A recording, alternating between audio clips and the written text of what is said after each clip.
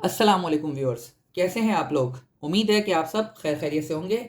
मैं हूं मोहम्मद जुनैद और आज हम अपने चैनल पर मैथ्स के जिस टॉपिक को डिस्कस करेंगे वो है कॉम्प्लेक्स नंबर्स। ठीक है ना। अच्छा, कॉम्प्लेक्स नंबर होते क्या हैं, थोड़ा सा उसको हम समझ लेते हैं। कॉम्प्लेक्स नंबर बेसिकली कॉम्बिनेशन होते हैं of the real numbers and the imaginary numbers. ठीक है ना। अच्छा, रियल नंबर को हम अपने प्रीवियस लेक्चर्स में बहुत अच्छे से डिटेल में डिस्कस कर चुके हैं। ठीक है ना। रैशनल एंड इरेशनल नंबर का जो हमारा एक लेक्चर था उसमें हमने रियल नंबर्स को बड़ी डिटेल में डिस्कस किया था कि रियल नंबर्स क्या होते हैं और उसमें कौन कौन से नंबर शामिल होते हैं। रिवाइज के लिए मैं सिर्फ आपको बता देता हूँ कि हमने कहा था कि रियल नंबर्स जो है उसमें आपके रैशनल नंबर्स भी होते हैं और इरेशनल नंबर्स भी होते हैं। रैशनल नंबर्स क्या होते हैं, इरेशनल नंबर्स क्या होते हैं, वो हमारे उन लेक्चर्स में मौजूद है। तो जो व्यूअर्स रियल नंबर्स के बारे में, रैशनल नंबर्स के बारे में और इरेशनल नंबर्स के बारे में समझना चाहते हैं, अपने कंसेप्ट को डेवलप करना चाहते हैं, वो ज़रूर हमारे इस रैशनल इरेशनल नंबर के टॉपिक को सुने। ठीक है ना। तो बात हम कर रहे थे कॉम्प्लेक्स नंबर की। तो कॉम्प्लेक्स नंबर में मैंने कहा कि एक रियल पार्ट होता है और एक इमेजिनरी पार्ट होता है। तो रियल पार्ट रियल नंबर्स के साथ जो होता है वो हमने ऑलरेडी डिस्कस किया हुआ है। रियल नंबर्स क्या होते हैं। जो इमेजिनरी यूनिट होता है पहले हम उसको समझ लेते हैं कि इससे पहले कि हम कॉम्प्लेक्स नंबर की डिटेल में जाएं। ठीक है ना। तो इमेजिनरी यूनिट होता क्या है और उसकी क्यों ज़रूरत पड़ी। ठीक है ना। तो हम इस बात को समझते हैं। तो जैसा कि आपको पता है कि किसी भी रियल नंबर का जब हम स्क्वायर करते हैं तो वो हमेशा पॉजिटिव होता है या हम कहते हैं नॉन नेगेटिव होता है। फॉर एग्जाम्पल, मेरे सामने एक रियल नंबर है 2। ठीक है। मैं अगर इसका स्क्वायर करूंगा तो डेफिनेटली आंसर मेरे पास आ जाएगा 4। ठीक है ना। सिमिलरली अगर मेरे पास एक नेगेटिव नंबर है, रियल नंबर होगा, ठीक है, लेट्स से मेरे पास एक नंबर है -3। अगर मैं इसका स्क्वायर करता हूं तो वंस अगेन -3 का स्क्वायर भी 9 है। तो हम देख रहे हैं कि जब भी स्क्वायर करते हैं हम रियल नंबर का तो वो आंसर हमेशा नॉन नेगेटिव होता है। इवन आप अगर स्क्वायर रूट ऑफ 3 ले लें, ठीक है, स्क्वायर रूट ऑफ 3/2 ले लें, इसका अगर मैं स्क्वायर करता हूं तो वंस अगेन आंसर आ जाएगा 3/4। ठीक है ना। अच्छा, स्क्वायर रूट ऑफ 3 जो है इसका जब हम स्क्वायर लेते हैं तो आंसर 3 क्यों आया, तो हमने अपनी स्क्वायर रूट की प्रॉपर्टीज पिछले लेक्चर्स में पढ़ी थी। तो जो व्यूअर्स इसका स्क्वायर रूट की प्रॉपर्टीज को पढ़ना चाहें वो हमारे स्क्वायर रूट प्रॉपर्टीज वाले लेक्चर को सुन सकते हैं। तो बहरहाल हम जो बात कर रहे हैं वो ये कह रहे हैं कि जब भी हम किसी रियल नंबर का स्क्वायर लेते हैं तो वो हमेशा आपका नॉन नेगेटिव नंबर होता है। ठीक है ना। रियल नंबर मीन्स चाहे वो रैशनल नंबर हो या इरेशनल नंबर हो, जब भी उसका स्क्वायर करेंगे हमेशा नेगेटिव नंबर नहीं होता बल्कि नॉन नेगेटिव नंबर होता है। अब मसला कहाँ आया। मसला उस वक्त आया कि जब हम अलजेब्रा में एक इक्वेशन थी जिसको हम जेनेरिक फॉर्म में इस तरह लिख सकते हैं।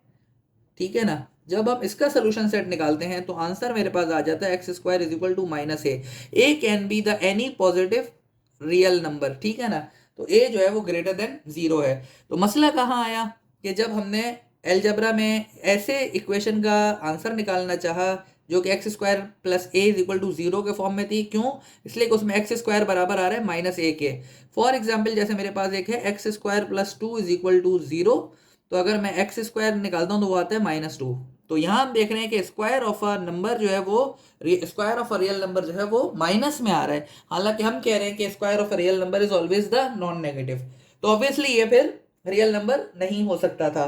तो अब इस मसले को हल करने के लिए मैथमेटिशियंस ने एक नई टर्म इंट्रोड्यूस की, एक नया नंबर इंट्रोड्यूस किया जिसको उन्होंने इमेजिनरी यूनिट का नाम दिया और उसकी वैल्यू रखी -1, जिसको उन्होंने बराबर कहा आयोटा के। ठीक है ना। क्या व्यूअर्स, आयोटा। आयोटा =√(−1) और ये ऑब्वियसली रियल नंबर नहीं है। ये एक नई मैथमेटिकल एंटिटी थी जिसने काफ़ी सारे मसाइल को हल करने में आसानी कर दी। ठीक है ना। फॉर एग्जाम्पल, अब अगर मेरे पास एक नंबर है √(−5), ठीक है ना, तो मैं उसको किस तरह से लिख सकता हूँ। मैं इसको इस तरह से लिख सकता हूँ कि आपको पता है कि -5 की जगह मैं ये लिख सकता हूँ 5 × -1 लिख सकता हूँ ना व्यूअर्स इसकी जगह ये। ठीक है। और हमने एक प्रॉपर्टी, स्क्वायर रूट प्रॉपर्टी पढ़ी थी अपने प्रीवियस लेक्चर्स में कि जब भी √(a × b हो तो हम उसको √(a × b के फॉर्म में लिख सकते हैं। तो बिल्कुल हम यही काम यहाँ करते हैं। तो हम ये लिख सकते हैं √5 × -1। और जैसा कि हमने कहा कि -1 जो है उसको एक नई एंटिटी का नाम दिया था जो कि आयोटा है।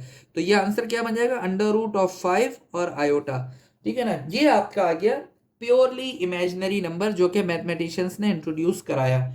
तो क्लियर है व्यूअर्स के किस तरह से इमेजिनरी नंबर का कंसेप्ट आया। क्या रीजन था इमेजिनरी नंबर इंट्रोड्यूस कराने का और किस तरह से हम जो है इमेजिनरी नंबर को रिप्रेजेंट करते हैं, ठीक है ना। तो अंडर रूट ऑफ 5 आयोटा, तो आप ये देख रहे हैं ये एक आपका इमेजिनरी नंबर है। इसी तरह कोई भी आप नंबर उठा लें, ठीक है ना, तो वो आपका जो है वो इमेजिनरी नंबर होगा। लेट्स से मेरे पास एक नंबर है -49, ठीक है। तो -49 को मैं कैसे रिप्रेजेंट कर सकता हूँ, मैं इस तरह लिख सकता हूँ इसको 49 इंटू -1 और once again under root of 49 into under root of -1। Under root of 49 क्या हो जाएगा, स्क्वायर रूट ऑफ 7, जैसा कि हमें पता है कि सॉरी स्क्वायर रूट ऑफ 49 क्या हो जाएगा 7 square into under root into -1 की जगह मैं लिख सकता हूँ, अंडर रूट ऑफ -1 की जगह मैं लिख सकता हूँ आयोटा। और जब मैं मजीद इसको सिंप्लीफाई करता हूँ तो ये चीज़ जो होती है ये हो जाती है 7, ठीक है ना। 2 इंटू पावर 1/2, हमने laws of exponents, law of power सारी चीज़ें पढ़ी हुई हैं, तो उन सारी चीज़ों की अब एप्लीकेशंस हम देख रहे हैं। तो ये 49 का अंडर रूट जो होगा वो आपका 7 आ जाएगा और यहाँ आपका आयोटा इसी तरह रिफ्लेक्ट हो जाएगा। तो ये आपका 7 iota is again a pure imaginary number. तो क्लियर है ना व्यूअर्स इमेजिनरी नंबर के बारे में आपको। Very good. अगर हमें जो है वो अपने इमेजिनरी नंबर के कंसेप्ट को क्लियर कर चुके हैं तो अब हम अपने कॉम्प्लेक्स नंबर की तरफ आते हैं, ठीक है ना। तो जैसा कि मैंने आपको स्टार्ट में बताया कि कॉम्प्लेक्स नंबर जो है उसमें रियल पार्ट भी होता है और इमेजिनरी पार्ट भी होता है, इसीलिए इसको कॉम्प्लेक्स कह रहे हैं कि कॉम्बिनेशन है of real and imaginary part. Represent कैसे करते हैं हम कॉम्प्लेक्स नंबर को, z से रिप्रेजेंट करते हैं और इसको जेनेरिक फॉर्म में मैं किस तरह लिखूंगा a प्लस आयोटा b, जिसमें a को मैं कह रहा हूं रियल पार्ट है जबकि जो आयोटा b है ये आपका इमेजिनरी पार्ट है, ठीक है ना व्यूअर्स। क्लियर है ये कि जो है वो रियल पार्ट और इमेजिनरी पार्ट जो है वो क्या क्या चीजें इसमें, ठीक है।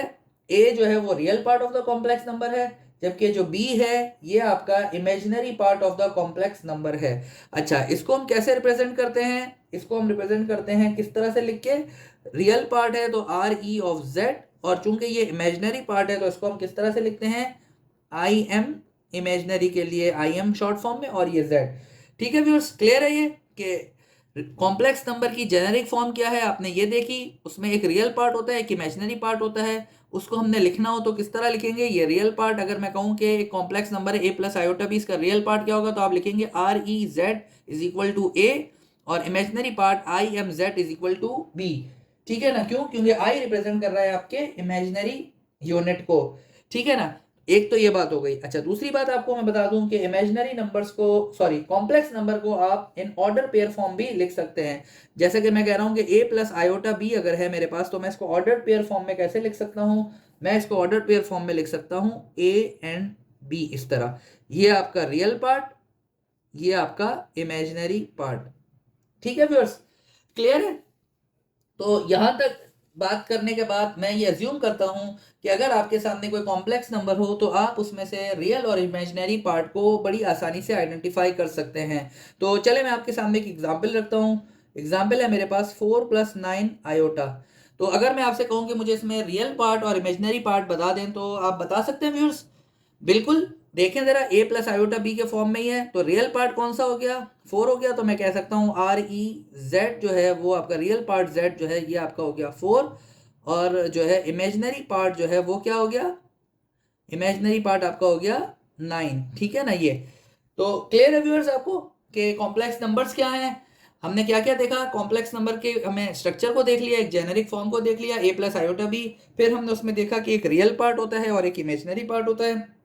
हमने ये भी देखा कि उसको हम ऑर्डर्ड फॉर्म में भी, ऑर्डर पेयर फॉर्म में भी लिख सकते हैं और उसको किस तरह रिप्रेजेंट करते हैं वो भी हमने देख लिया। और इसके बाद हमने एक एक्सरसाइज में देखा या ड्रिल के तौर पे एक एग्जांपल देखी कि अगर हमारे पास एक कॉम्प्लेक्स नंबर दिया हुआ तो उसमें हम रियल नंबर और कॉम्प्लेक्स नंबर को, रियल नंबर और इमेजिनरी नंबर को किस तरह लिख सकते हैं, ठीक है ना व्यूअर्स। क्लियर है कैसे हमने आइडेंटिफाई किया, ये क्लियर है। एक और एग्जाम्पल देख लेते हैं। अगर मेरे पास एक कॉम्प्लेक्स नंबर है z is equal to 3 - 2 iota, तो इसमें रियल नंबर क्या होगा, सॉरी रियल पार्ट क्या होगा और इमेजिनरी पार्ट क्या होगा, तो बिल्कुल रियल पार्ट इसमें हो जाएगा आपका 3 और इमेजिनरी पार्ट हो जाएगा इसमें -2, ठीक है ना व्यूअर्स।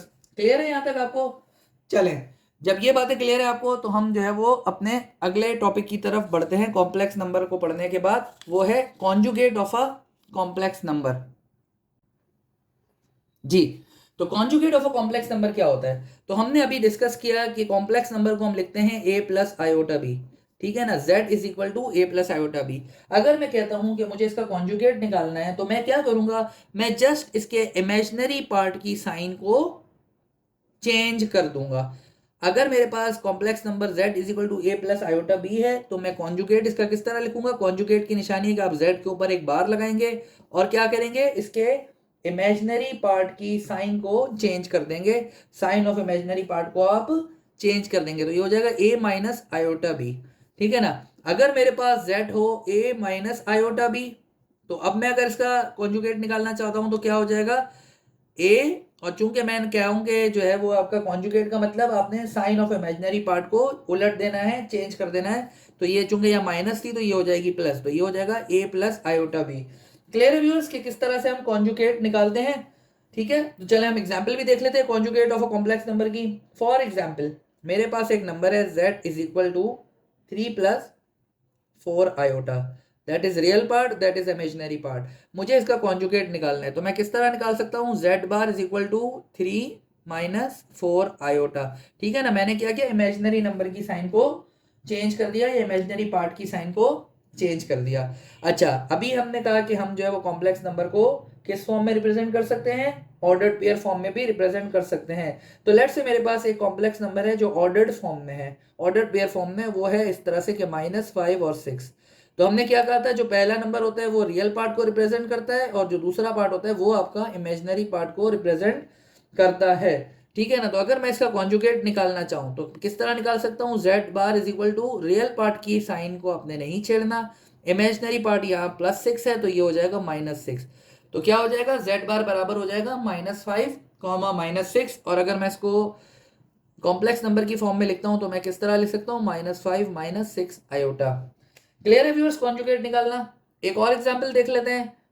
लेट्स से मेरे पास एक है 3 प्लस 2 आयोटा, मैं कहता हूं कि मुझे इसका कॉन्जुगेट निकालना है। तो कॉन्जुगेट निकालने का तरीका क्या होगा, बार लगा और इमेजिनरी यूनिट की साइन को चेंज किया, तो 3 माइनस 2 आयोटा। तो ये आपका हो गया conjugate of a complex numbers, ठीक है ना व्यूअर्स। तो आज के टॉपिक में हमने क्या क्या पढ़ा, हमने इमेजिनरी यूनिट का इंट्रोडक्शन देखा कि इमेजिनरी यूनिट क्यों डेवलप किया गया, इमेजिनरी यूनिट क्या होता है हमने वो देखा।